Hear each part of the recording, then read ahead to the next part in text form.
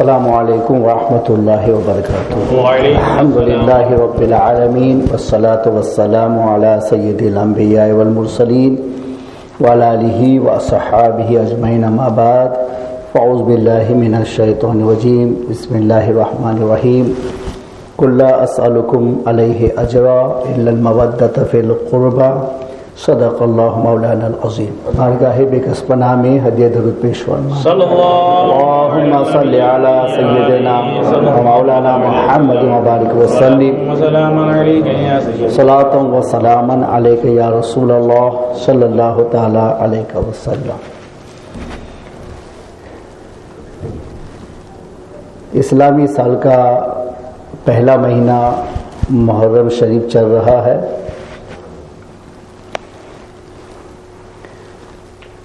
اور اس کی 10ویں تاریخ یوں تو پہلے ہی سے عاشورہ کے نام سے موسوم تھی، عاشورہ کے نام سے اسے منایا جاتا تھا۔ اس میں روزہ رکھا جاتا تھا، اور خود نبی اکرم علیہ الصلاۃ والتسلیم نے عاشورے کا روزہ رکھا ہے، اور لوگوں کو اس روزے کے رکھنے کا حکم بھی فرمایا ہے۔ اس وجہ سے عاشورے کا روزہ سنت نبوی میں شامل ہوتا ہے۔ حضور اکرم علیہ الصلاۃ والتسلیم کا فرمان ہے کہ عاشورے کے روزے سے 1 سال قبل کے گناہ جو چھوٹے ہیں وہ اللہ تعالیٰ معاف فرما دیتا ہے۔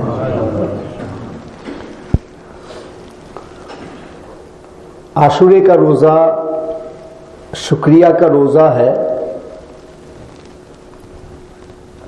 لیکن اس انعام پر کہ جو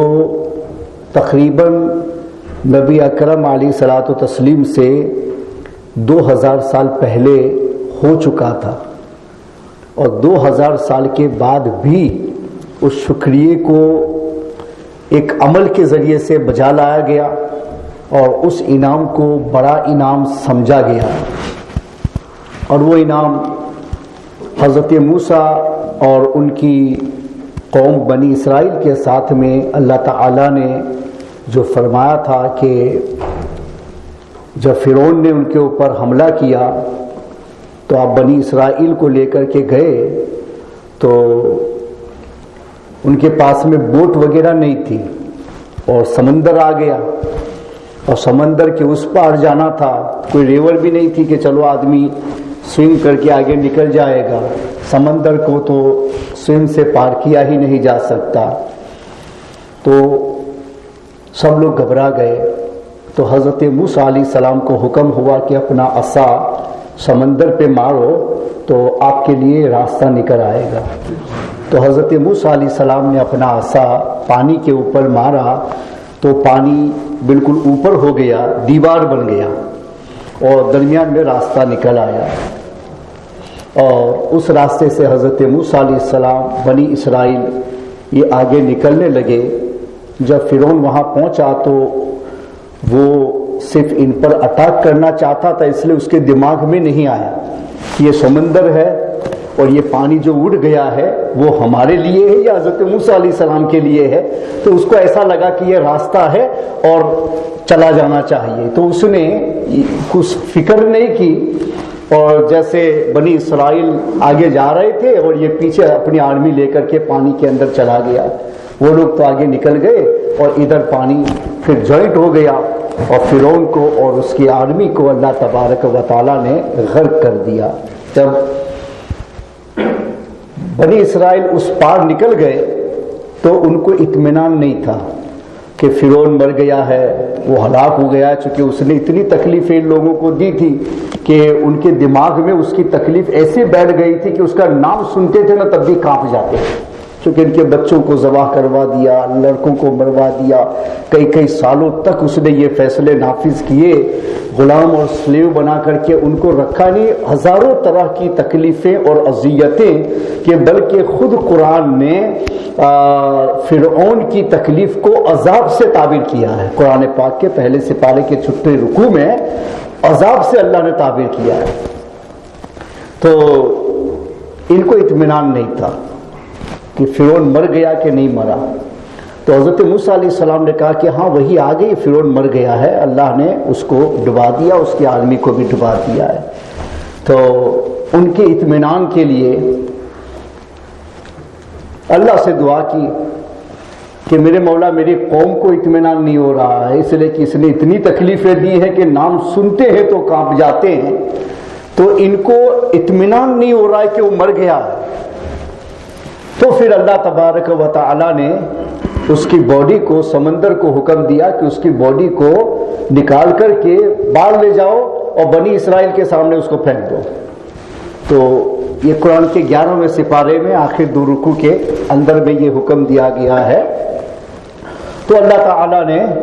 اس کی باڈی کو پانی کے ذریعے سے وہاں پہنچا دیا بنی اسرائیل تک، اور پھر پانی نے اس کو موزے کے ساتھ میں اچھال کر کے باہر پھینکا. تو پھر ان لوگوں کو اطمینان ہو گیا کہ ہاں فرعون ہلاک ہو گیا ہے. تو پھر اللہ نے اس کو بطور علامت کے کہا ہے کہ اس کی باڈی کو ہم لائیں گے اور رکھیں گے. تو آج تک وہاں میوزیم کے اندر اس کی باڈی کو مسالے ڈال کر کے رکھا گیا ہے، تاکہ پتہ چلے کہ دنیا میں اتنا بڑا بادشاہ اللہ اپنا عذاب بھیجنا چاہے تو کوئی اس کو بچا نہیں سکتا ہے. تو وہاں رکھا گیا. تو حضرت موسیٰ علیہ السلام نے روزہ رکھا. بنی اسرائیل سے بھی کہا کہ تم لوگ روزہ رکھو کہ اللہ نے اتنی بڑی نعمت ہم لوگوں کو عطا فرمائی ہے کہ اس سے ہم لڑ نہیں سکتے تھے، اس سے مقابلہ نہیں کر سکتے تھے، لیکن رب نے ہی یہ فیصلہ کیا ہے کہ پانی کے اندر پہنچا کر کے ان سب کو ڈبو دیا اور ہم لوگوں کو سلامتی کے ساتھ میں باہر بھیج دیا ہے. تو رب کی اس نعمت کو یاد کر کے تم لوگ اس کا شکر ادا کرو، روزہ رکھو. تو سب نے روزہ رکھا. جب ہمارے آقا مولا صلی اللہ علیہ وسلم مدینہ شریف گئے تو عاشورے میں یہود روزہ رکھتے تھے. تو یہود سے پوچھا بھائی تم روزہ کیوں رکھتے ہو؟ تو انہوں نے کہا کہ حضرت موسیٰ علیہ السلام کو اللہ نے یہ انعام دیا تھا تو اس کے شکریہ میں انہوں نے رکھا. تو وہاں سے لے کر کے اب تک ہم لوگ اس کا فالو کرتے ہیں کہ اس نعمت کے شکریہ میں ہم لوگ بھی روزہ رکھتے ہیں. تو حضور اکرم علیہ الصلوۃ والتسلیم نے فرمایا کہ حضرت موسیٰ علیہ السلام کی پیروی کے تم سے زیادہ حقدار ہم لوگ ہیں، لہذا اب عاشورے کا دن آئے گا تو آپ لوگ بھی روزہ رکھنا. پھر یہود سے عمل میں موافقت حضور کو پسند نہیں تھی. یہودی ہو یا عیسائی ہو، بھلے وہ اللہ کے دین کے اس زمانے میں فالوورز سے کچھ مسائل میں مخالف بھی تھے، مگر حضور کو ان کی پیروی پسند نہیں آتی تھی. تو عاشورے کا روزہ تو رکھ لیا، مگر یہود سے جو موافقت ہو رہی کہ وہ رکھتے ہیں اور مسلمانوں نے بھی رکھا، تو حضور اکرم علیہ الصلوۃ والتسلیم نے فرما دیا کہ آئندہ سال اگر میں زندہ رہا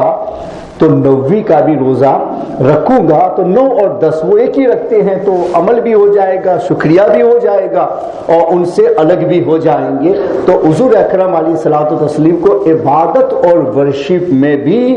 کسی غیر کا طریقہ پسند نہیں آتا تھا. اور آج دنیا میں ہم لوگ ہیں کہ انہی کے طریقے پر چلتے ہیں. تمہیں اسلام کی لاکھ چیزیں بتائی جائے نا کہ بھائی شادی میں اسلام یہ کہتا ہے، یہ کہتا ہے، یہ کہتا ہے، ایسا کرنا، ایسا کرنا، ایسا کرنا، تمہیں ایک بھی سمجھ میں نہیں آئے گا. تم اپنے ہر طریقے میں ان کے طریقوں کو تلاش ہوگے کہ بھائی انگریز کیا کرتے ہیں، دنیا کیا کرتی ہے، فیشن والے لوگ کیا کرتے ہیں. تو ہمیں بھی اپنی شادی میں وہی کام کرنے چاہیے، جبکہ نبی عبادت میں بھی ان کے طریقے کا فالو پسند نہیں کرتے تھے. بس یہ ہماری ایمان کی کمزوری ہے کہ اسلام کی بات ہمیں عمل کے طور پہ اچھی نہیں لگ رہی ہے اور دوسروں کی باتوں پر ہم جا رہے ہیں. اللہ تعالی ہم لوگوں کو سچی ہدایت عطا فرمائے کہ جیسا ہمارا بلیف ہے ہمارا عمل بھی اس بلیف کے مطابق ہو جائے. تو اس شکریہ میں 2000 سال کے بعد بھی روزہ رکھا اور حضور پاک نے اس کا حکم فرمایا. تو عاشورے کا دن پہلے ہی سے ایک محترم اور معظم دین کے نام سے چلا آیا. اب ہم مسلمانوں کے لیے ایک سب سے بڑی اس کی جو یادگار ہے عاشورے کے دن میں وہ یہ ہو گئی کہ اللہ تعالی نے رسول اکرم علیہ الصلوۃ والتسلیم کے نواسے حضرت امام حسین اور آپ کے بہت سارے رفقا، ان کو کربلا کے میدان میں جو شہادت ملی ہے، تو وہ شہادت کا جو سانحہ ہے وہ ہم مسلمانوں کے لیے ایک بہت بڑی تاریخ بن گیا ہے۔ اور تاریخ اس لیے بنا کہ نبی اکرم علیہ الصلوۃ والتسلیم نے اپنی زندگی میں بھی اپنی اہل بیت کے بارے میں مسلمانوں کو آگاہ فرما دیا تھا، چونکہ نبی کو تو معلوم تھا کہ کیا کیا ہونے والا ہے، لیکن جو چیزیں بتانے کی تھی وہ نبی بتا دیتا ہے، جو اللہ کی طرف سے چھپانے کی تھی حکم نہیں ملتا ہے تو نبی اس کو نہیں بتاتا ہے، لیکن حالات نبی کو سب معلوم ہے۔ بلکہ مشکات میں ایک حدیث ہے کہ حضور اکرم علیہ الصلوۃ والتسلیم نے جو امام مہدی کے ساتھ رہ کر کے جو لوگ جہاد کریں گے، تو حضور اکرم علیہ الصلوۃ والتسلیم نے فرما کہ میں ان کو دیکھ رہا ہوں، ان کے چہروں کو دیکھ رہا ہوں، میں ان کا نام جانتا ہوں، ان کے باپ کا نام جانتا ہوں، جن گھوڑوں پر وہ سوار ہوں گے ان گھوڑوں کو میں دیکھ رہا ہوں، ساری چیزیں حضور نے فرمائی۔ حالانکہ وہ جہاد کب ہوگا؟ امام مہدی آئیں گے اس وقت وہ جہاد ہوگا، اور حضور نے فرمایا کہ میں ان سواروں کو جو جہاد میں شریک ہوں گے میں ان کا، ان کے باپ کا نام جانتا ہوں، ان کے گھوڑوں کو بھی دیکھ رہا ہوں کس پر وہ سوار ہوں گے، یہ سب کچھ حضور اکرم علیہ الصلوۃ والتسلیم نے بتا دیا۔ بلکہ بخاری کے حدیث میں ہے کہ حضور اکرم علیہ الصلوۃ والتسلیم نے صحابہ کرام کے سامنے قیامت تک کے جو بڑے بڑے احوال ہیں ان سب کا تذکرہ فرما، صبح سے لے کے شام تک ہر نماز کے بعد بیان، ہر نماز کے بعد بیان مسلسل کرتے رہے۔ تو فرماتے کہ حضور نے کوئی بات چھپا کے نہیں رکھی، جو قیامت تک بڑے واقعات ہونے والے تھے حضور اکرم علیہ الصلوۃ والتسلیم نے ان کا نام تک بتا دیا۔ فرماتے ہیں کہ 300 آدمیوں کے نام حضور نے گنائے تھے کہ جو دنیا میں آ کر کے ظلم کریں گے، ٹربلنگ کریں گے، مسلمانوں کو پرابلم میں ڈالیں گے، تو 300 کے قریب تو لوگوں کے نام حضور نے بتائے تھے۔ مگر صحابہ کرام فرماتے ہیں کہ اس وقت جو آدمی بول رہا ہے فوراً سب یاد کر لینا، تو واقعات، قصہ، کہانیاں تو یاد ہو جاتی ہیں مگر ناموں کو یاد رکھنا بڑا مشکل ہو جاتا ہے۔ تو فرماتے ہیں کہ جن کو یاد رہا، جو بھول گئے وہ بھول گئے۔ تو ہم میں بڑا عالم وہی ہے کہ نبی اکرم علیہ الصلوۃ والتسلیم کی وہ باتیں جن کو زیادہ یاد ہوتی ہیں حضور نے سب بتا دیا۔ تو یہ نہیں کہ کربلا کے احوال حضور اکرم سے پوشیدہ تھے، چھپے ہوئے تھے،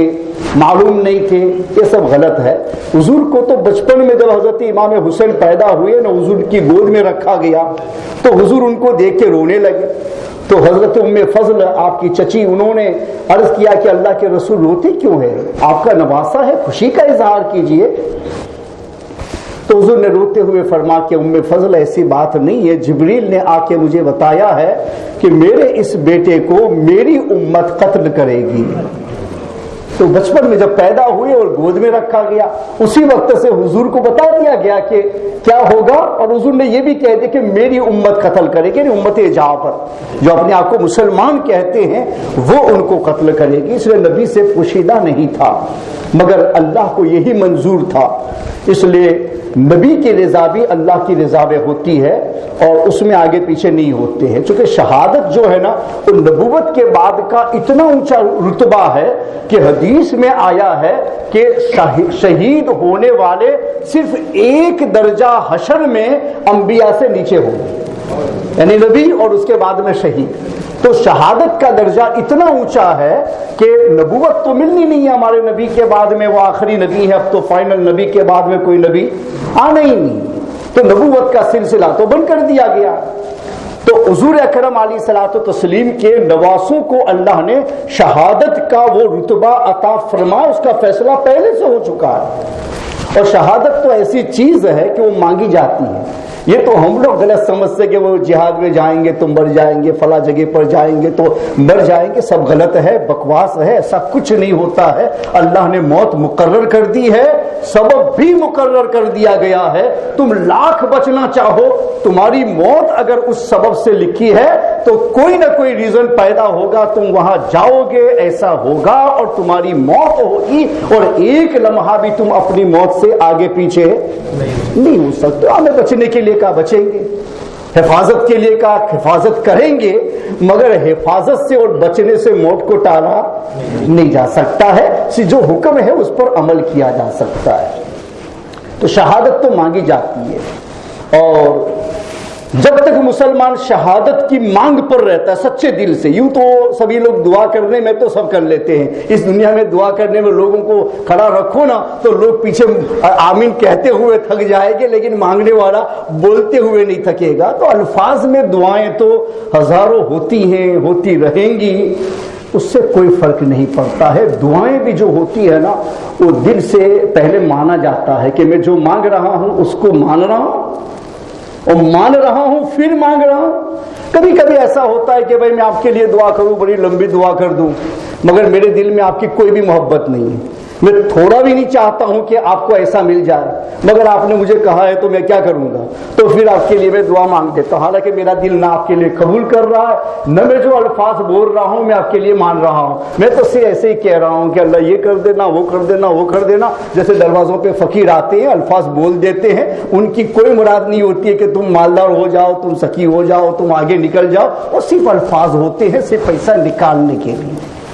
پیسہ نکالنے کے لیے کہ بھائی تم نے دیا اب تم دے دو تو دعا، دوسرے دن مت دو تو وہی دعا جو ہے وہ آپ کے لیے بددعا میں تبدیل ہو جائے گا۔ تو ان کی دعاؤں کا کوئی مطلب نہیں ہوتا ہے کہ جو در پہ آ کے بھیک مانگتا ہے اور دعا دیتا ہے وہ تو ملے گا تو الفاظ بولا، نہیں ملا تو غلط بول گیا، تو ایسی دعائیں صرف الفاظ ہیں، دعا نہیں ہے۔ دعا ایک ورشپ کا بہت عظیم حصہ ہے، اور عبادت بغیر نیت کی ہوتی ہے نہیں ہوتی ہے۔ تو دعائیں بھی بغیر نیت کے لیے ہوتی ہے کہ جس کے لیے مانگ رہے ہیں پہلے اپنے دل میں بساؤ، اس کو مانو کہ تم اس کے لیے ایسا ہی مانگنے جا رہے ہو جیسا تم بول رہے ہو، اور تمہارا دل اس کے ساتھ میں میچ ہے، اور پھر تم اللہ کی بارگاہ میں کہتے ہو کہ میرے مولا اسے عطا فرما، تو وہ دعا بنتی ہے اور اس میں قبولیت کی امید بڑھ جاتی ہے۔ مگر آج کل دنیا میں ہے نا وہ زیادہ تر فرنٹ لائن میں آپ کو میں نے بتا دیا کہ شوق زیادہ چلتا ہے، بلکہ خود امام غزالی نے وہ جب اخلاص کی باتیں تحریر فرمائی ہیں تو وہاں انہوں نے خود یہ لکھا ہے کہ اگر دنیا سے ریا کو نکال دیا جائے تو عبادت کا میدان سرد پڑ جائے گا، یعنی کوئی نظر نہیں آئے گا کام کرنے والا، کہ ریا یعنی دکھلاوا نکال دو کہ بھئی میں کچھ بھی دکھانا نہیں چاہتا، جو کرتا ہوں صرف اللہ ہی کے لیے کرتا ہوں، اگر اسی نظریے پر سب آ جائیں تو فرماتے ہیں کہ دنیا میں عبادت کا میدان کیا ہو جائے گا، سب یعنی خالی ہو جائے گا۔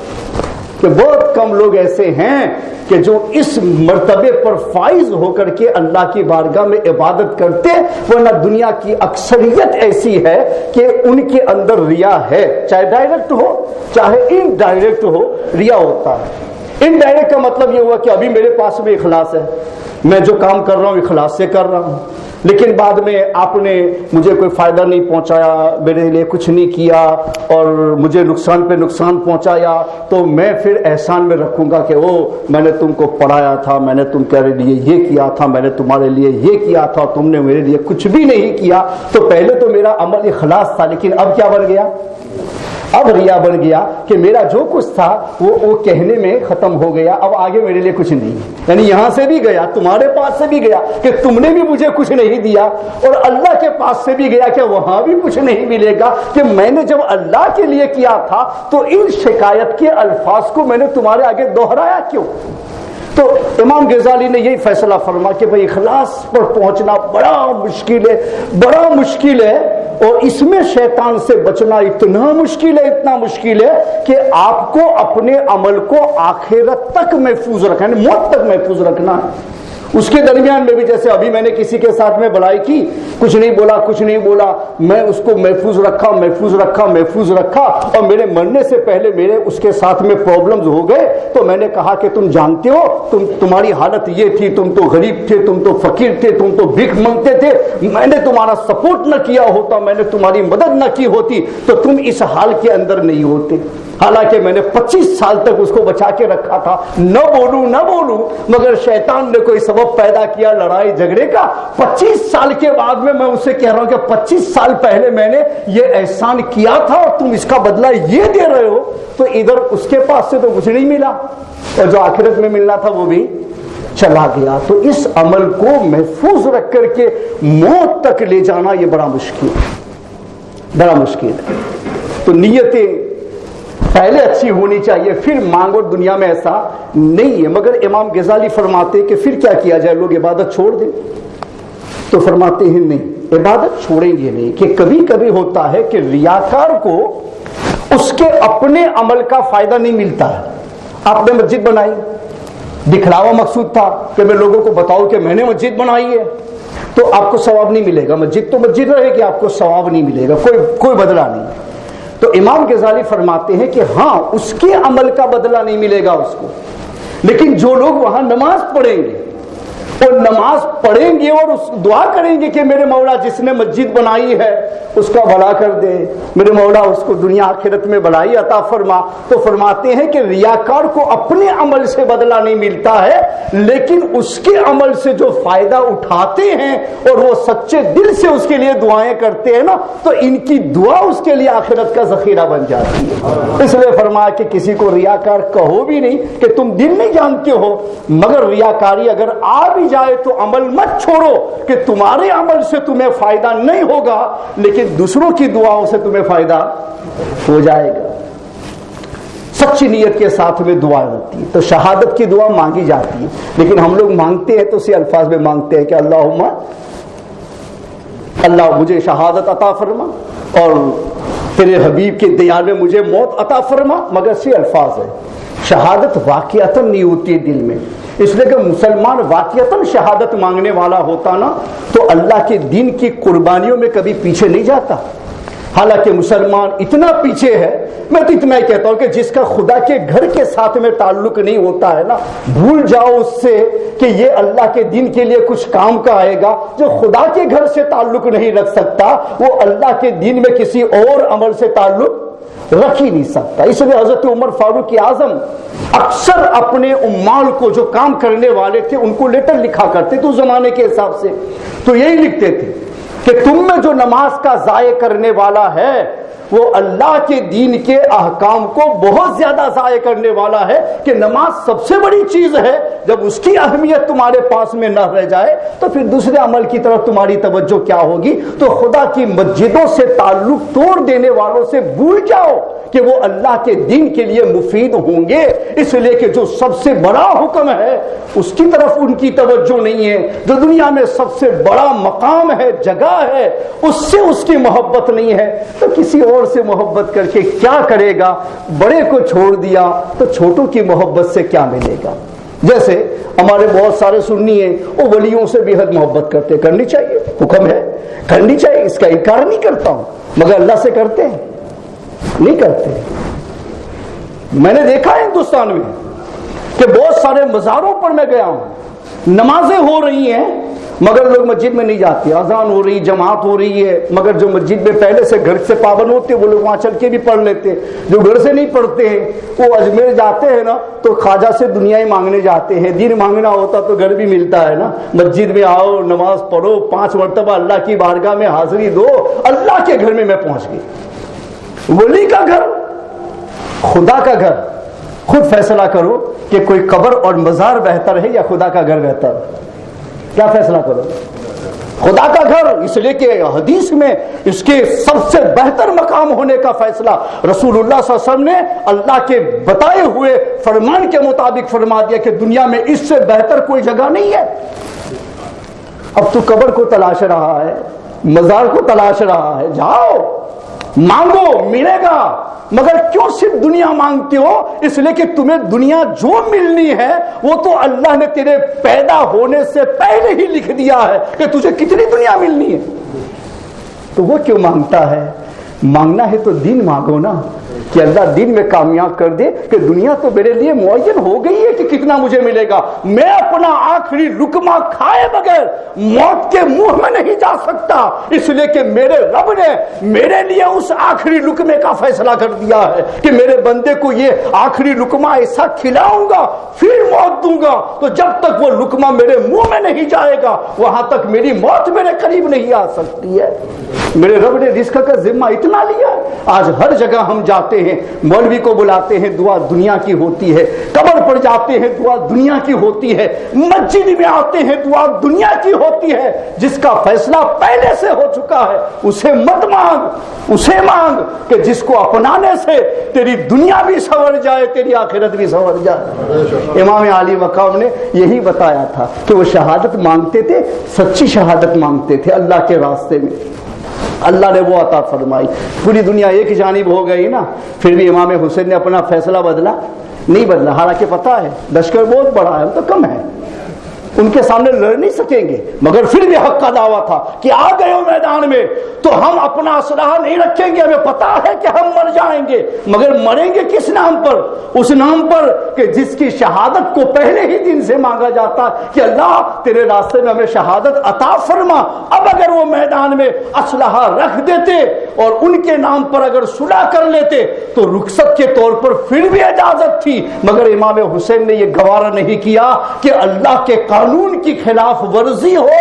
اور میں ایک اپنی جان بچانے کے لیے فیصلہ کر لوں کہ چلو کوئی بات نہیں وقتی طور پر بیعت کر لیتا ہوں. امام حسین نے ایسا نہیں کیا, اپنے خان وادے کو لٹا دیا, اپنی جان عطا فرماتی اور اس کے بعد میں دنیا والوں کو بتایا کہ اللہ کے دین کی اہمیت کتنی بڑی ہوتی ہے, کہ رسول اللہ کے اہل بیت کا اتنا اونچا درجہ ہے, مگر اس کے باوجود اللہ کے دین کے قانون کی بقا کے لیے انہوں نے اپنا خون دے کے بتایا کہ دنیا میں اللہ کے دین سے بڑی کوئی نعمت نہیں ہے, اور تم سے بن سکے تو اس کے حفاظت کے لیے اپنی جان بھی دے دینا اور اپنے بچوں کو بھی قربان کرا دینا. اتنی بڑی نعمت ہے, نہ ہم مانگتے ہیں نہ لیتے. ہر جگہ ہر دعا کا حاصل دنیا ہی دنیا ہے جس کو فنا ہونا ہے. یہی ہمارے دماغ کی جو ہے وہ کمزوری ہے. اگر اہل بیت سے محبت ہے تو اس سانحے کو اسی لیے پیدا کیا گیا ہے تاکہ آپ یاد رکھو کہ اللہ کے دین کی اہمیت کیا ہے. حسین کو یاد رکھے,